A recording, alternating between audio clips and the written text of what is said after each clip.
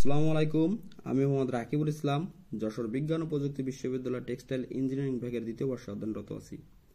তো textile innovative আইডিয়ার শুরুতে যদি আমি বলতে চাই, তাহলে আমাদের ইন্ডাস্ট্রিগুলোকে যদি কোনো রকমভাবে এনার্জি এফিশিয়েন্ট করতে পারি, তাহলে কিন্তু আমরা সৌরশক্তি কিংবা বায়ুশক্তি ইউজের মাধ্যমে আমরা এনার্জি সেভিং করতে পারি।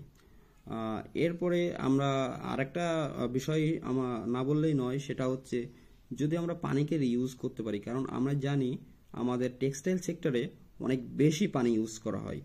তো এই পানিটা যদি রিইউজ করা যায়, তাহলে কিন্তু ইন্ডাস্ট্রিগুলো অনেকটাই ইকো ফ্রেন্ডলি হবে। ইকো ফ্রেন্ডলি কেন বলছি? কারণ আমরা জানি আমাদের দেশের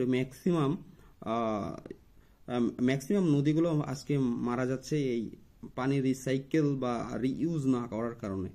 এখান থেকে টেক্সটাইলের সকল বজ্র আমাদের নদীগুলোকে আজকে মেরে ফেলছে। তো এই বিষয়টা অবশ্যই ভাবার একটা বিষয়।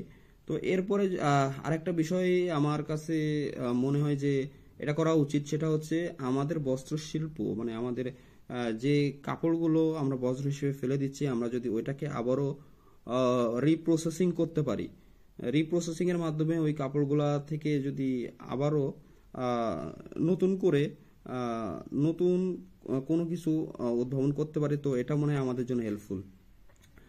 এরপরে আমাদের যে টেক্সটাইল মার্কেট, এটা শুধুমাত্র কয়েকটা দেশের উপরে নির্ভরশীল হলে হবে না।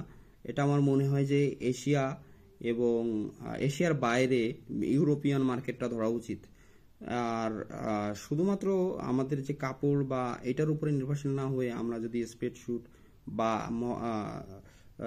কি হাসপাতালের বিভিন্ন ইকুইপমেন্টগুলো তৈরি করতে পারি, তো আমরা মনে হয় অন্যান্য দেশের মতো, যেমন জার্মান করতেছে, তো এই জার্মান এবং ইন্ডিয়ান, তো এদের মতো যদি আমরা করতে পারি, তো আমার মনে হয় যে অনেক কম মুনাফায় অনেক বেশি লাভবান হওয়া সম্ভব।